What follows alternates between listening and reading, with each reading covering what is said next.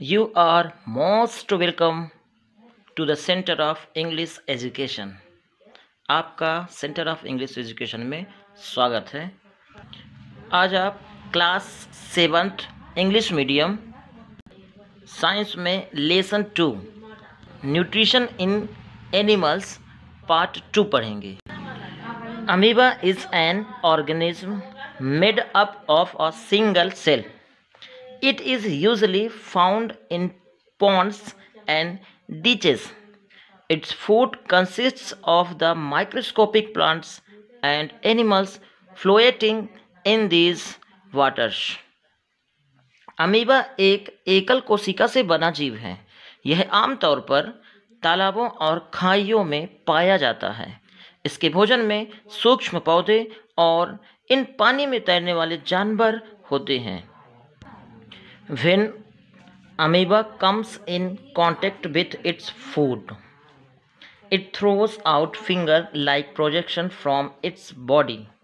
जब अमीबा अपने भोजन के संपर्क में आता है तो वह अपने शरीर से उंगलियों के समान प्रक्षेपण को बाहर निकाल देता है।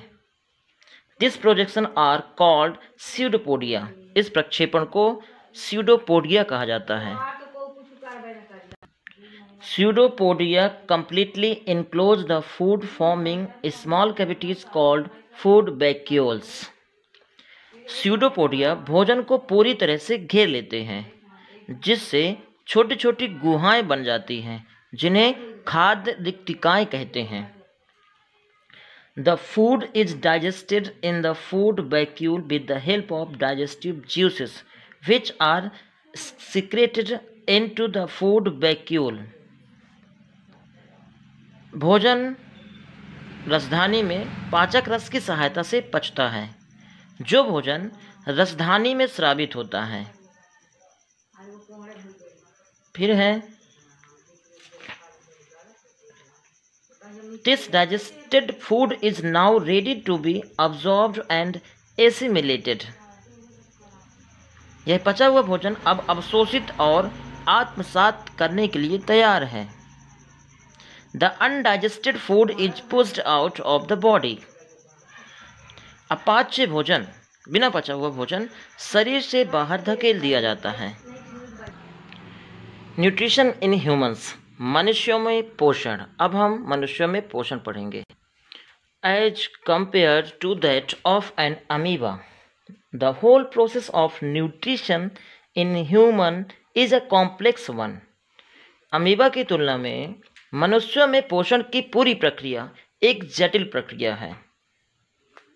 The food passes through a number of organs in the body that together forms the alimentary canal or the digestive system. भोजन शरीर के कई अंगों से होकर गुजरता है, जो एक साथ आहार नलिका या पाचन तंत्र का निर्माण करते हैं। It is broken down into simpler substance with the help of secretion of various glands associated with the digestive system such as the salivary glands, liver and pancreas. जैसे जैसे यह प्रणाली से गुजरता है, यह पाचन तंत्र से जुड़ी विभिन्न ग्रंथियों के स्राव की मदद से सरल पदार्थों में टूट जाता है। विभिन्न ग्रंथियां जैसे salivary glands, लीवर, यकृत एंड अग्नाशय, अग्नाशय से स्रावित होते हुए यह छोटे छोटे टुकड़ों में डिवाइड हो जाता है। आगे है इंजेस्शन, जिसको हम हिंदी में कहेंगे अंतर्ग्रहण। Food is taken into the body via the mouth and is chewed. During chewing the food breaks into smaller pieces and mixes with the saliva. We have different types of teeth which help us in breaking down food into the smaller pieces. भोजन को मुंह से शरीर में ले जाया जाता है और चबाया जाता है। चबाने के दौरान भोजन छोटे टुकड़ों में टूट जाता है और लार के साथ मिल जाता है। हमारे पास विभिन्न प्रकार के दांत होते हैं जो भोजन को छोटे छोटे टुकड़ों में तोड़ने में हमारी मदद करते हैं। टाइप्स ऑफ टीथ, दांतों के प्रकार।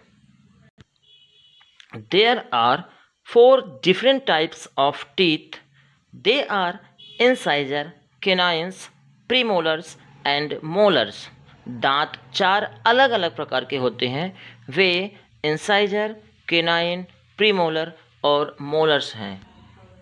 Incisor, they are also called biting teeth. They are flat, blade-like teeth. The incisors are the front teeth and are so called because they help to incise food. कृंतक, उन्हें काटने वाले दांत भी कहा जाता है। वे सपाट ब्लेड वाले दांत होते हैं। कृंतक सामने के दांत होते हैं और उन्हें इसलिए कहा जाता है क्योंकि वे भोजन को काटने में मदद करते हैं। Canines, they are also called tearing teeth. इन्हें दांत फाड़ना भी कहा जाता है। They have very sharp edges and help in tearing the food. इनके किनारे बहुत नुकीले होते हैं, किनारे भागे, और भोजन को फाड़ने में मदद करते हैं। Premolars, they have broader grinding surfaces and therefore help in chewing and grinding of food. उनके पास व्यापक पीसने वाली सतह होती है और इसलिए भोजन चबाने और पीसने में मदद करती है। Molars are large back teeth having a wide grinding surface and are used primarily to chew food. दाढ़ बड़े पीछे के दांत होते हैं, दाढ़ जिनकी पीसने की सतह चौड़ी होती है और इनका उपयोग मुख्य रूप से भोजन चबाने के लिए किया जाता है। We humans develop 2 different sets of teeth in our lifetime. हम इंसान अपने जीवन काल में दांतों के 2 अलग अलग सेट विकसित करते हैं, अस्थायी सेट और स्थायी set. The temporary set are also called milk teeth are 20 in number. अस्थायी सेट को दूध के दांत भी कहा जाता है, संख्या में 20 होते हैं। Around the age of 6, the milk teeth start giving way to the developing permanent teeth. 6 साल की उम्र के आसपास दूध के दांत विकासशील स्थायी दांतों को रास्ता देना शुरू कर देते हैं।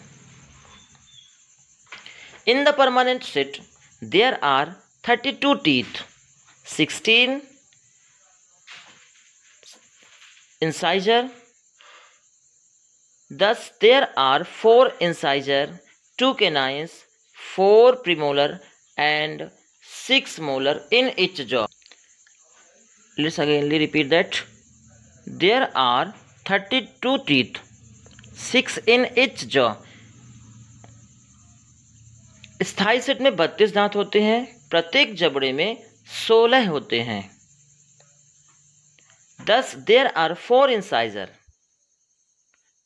इस प्रकार 4 incisor, 2 canine, 2 canines, 4 premolar, 4 premolar, and 6 molars in each jaw, और 6 molars होते हैं। Next, tongue means जीभ। The tongue is a fleshy muscular organ present in the mouth. जीभ मुंह में मौजूद मांसल पेशीय अंग है।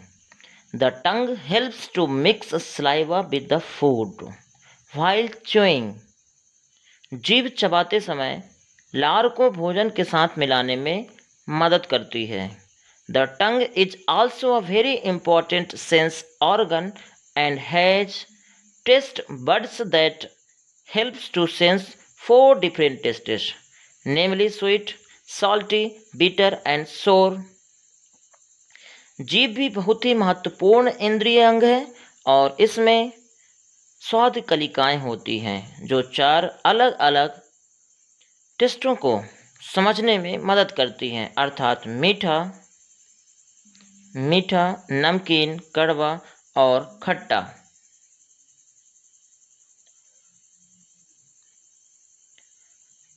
खट्टा। Earlier it was thought that different region of the tongue had taste bud that sensed a specific taste. पहले यह माना जाता था कि जीभ के विभिन्न क्षेत्रों में स्वाद कलिका होती है।